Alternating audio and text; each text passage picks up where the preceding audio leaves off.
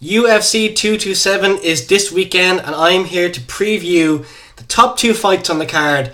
Two rematches, two title fights. The rest of the card is a bit lackluster. It's not great, considering it's a pay-per-view card. It's really not that good. I mean, Cub Swanson is there. He fights Renato Moicano. That's an interesting fight for Swanson, more so for Moicano, who's on a tear. If Swanson loses, what happens to him there? We don't really know. Brett Johns is also on the card. He fights Pedro Munoz. Interesting fight for Johns if he can win that fight. Obviously didn't have the best of luck against Aljamain Sterling last time out, so we'll see where he goes. But I'm here to discuss the top two fights. Two rematches, like I say, two title fights.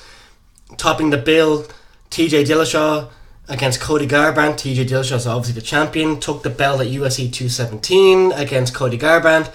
In the co-main event, it's Henry Cejudo rematching up against one of the greatest fighters of all time, one of the greatest champions of all time, in Demetrius Johnson for the flyweight title. We're going to jump straight into Dillashaw Garbrandt because the first fight was such an interesting one. The build-up was insane, back and forth, accusations galore. It was a wild build-up, and it transpired into a pretty interesting fight. This time around, though, the build-up hasn't been as much, hasn't been ramped up in any way, really. Garbrandt's been pretty subdued, hasn't really been kind of, calling out Dillashaw for anything or whatever. I know there was a press conference or a video call during the week. It wasn't great. There's one last week on the broadcast for UFC Calgary, and there was a kind of a bit of back and forth. I'm not sure if it was just kind of producers in the air saying, look, we need to sell this fight, we need a bit of animosity, whether it's fake, real this time, we don't know. I'm sure in their core there is some deep level of respect. Obviously they're former teammates at Team Alpha Male. Since then, obviously Dillashaw's gone off and he's done wonders. He's improved his game tenfold. Garbrandt is still obviously a bit of a beast in himself. I'm quite high on him. I've always been quite high on him. I still think he can do absolute wonders. But in the first fight, it was so interesting.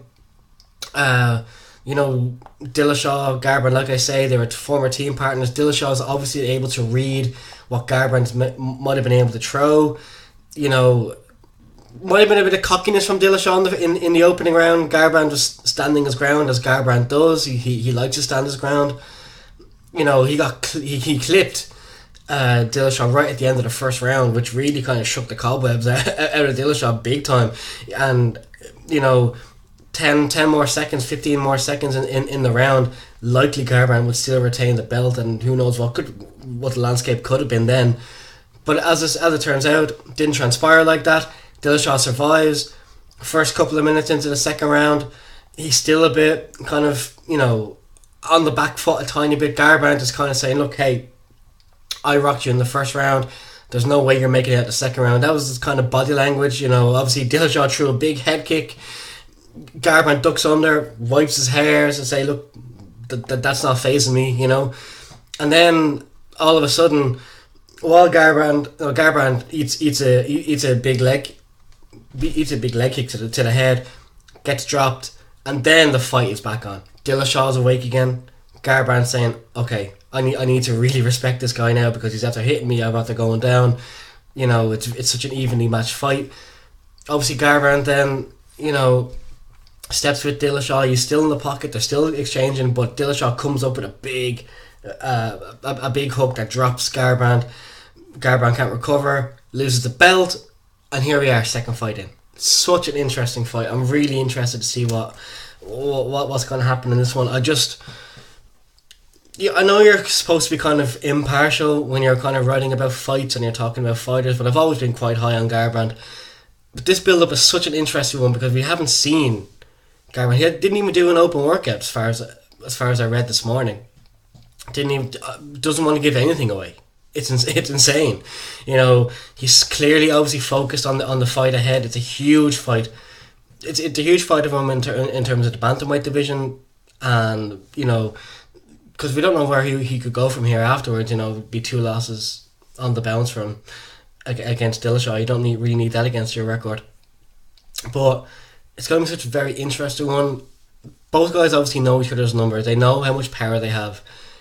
Dillashaw knows now what power Garbrandt has because he got nailed with it, and he was an inch away from being followed up in the first fight with a big left hook that would have probably knocked him clean out.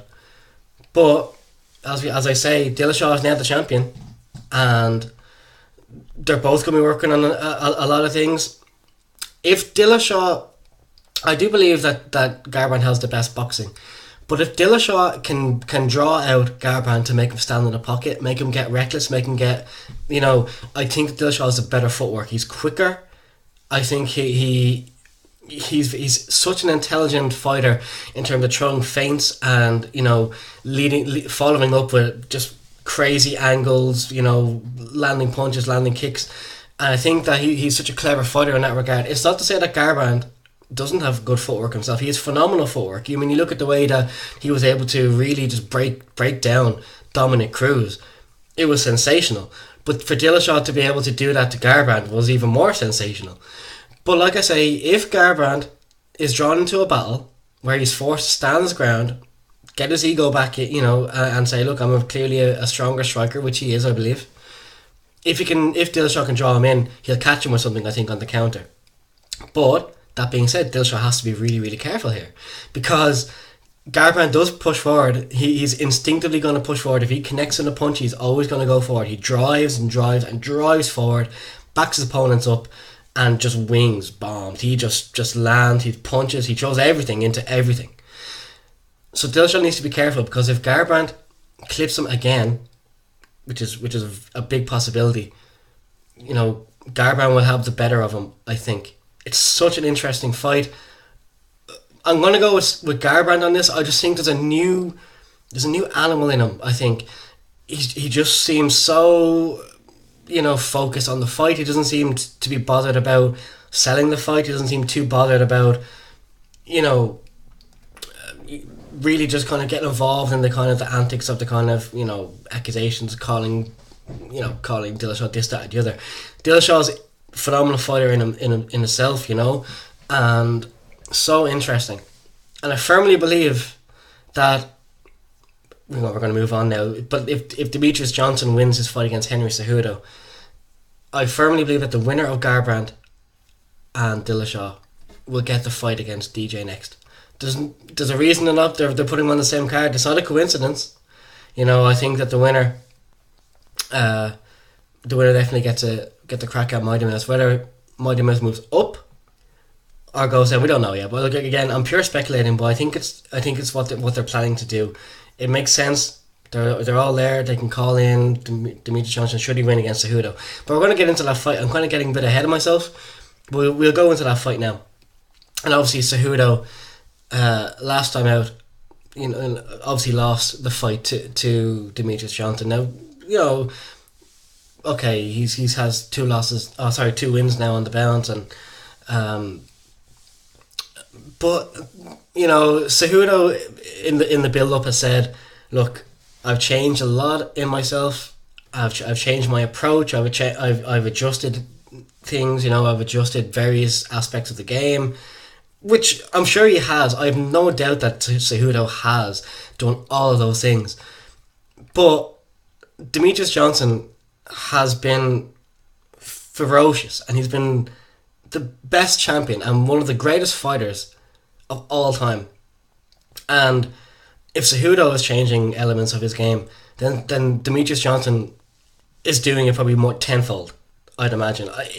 He's just so good anywhere. It doesn't matter where the fight goes. Demetrius Johnson, he's comfortable. He doesn't mind being on his back. He's just a special athlete, special talent. And okay, let's look at what happened in the first fight. Cejudo did what Cejudo thought was the right thing. He pressured big time on Johnson. He pushed him backwards, clinched him. But Johnson was able to kind of, somehow get his body kind of free a little bit and land some big knees to the solar plexus as well of Cejudo. Cejudo was able to drag Demetrius Johnson down to the mat. And that's something that Cejudo might work off. That was a big feather in his cap, to be able to take Johnson down and actually hold him down for about 30 or 40 seconds. Okay, Johnson was able to push him off. and get back to their feet. But to be able to take Demetrius Johnson down, it's a big morale boost in a fight like this, because, like I say, Demetrius Johnson is just ridiculously good anywhere. He's obviously got a really good reach. He's obviously got kicks, punches. He's got everything. Taking down, might briefly just disrupt the offense that he might be putting together. But, like I say, Demetrius Johnson is clever anywhere. Anywhere the fight goes. And we saw that in the first fight. Cejudo was happy to clinch, but Demetrius Johnson was stronger in the clinch despite not initiating it. Displayed some really good Muay Thai boxing and just nailed Cejudo with big knees. He wasn't covering the body, he was more so focused on covering up the head. And, Johnson just picked him apart, noticed that he wasn't defending the body, and just nailed him with knees and finished the fight in the first round. I think it'll be. I'm not saying it'll be closer. I think that Cejudo's worked on a lot of things. I think Johnson has obviously worked on a ton. God only knows what kind of surprises he has in store for this fight. But Cejudo's going to need to be on his game.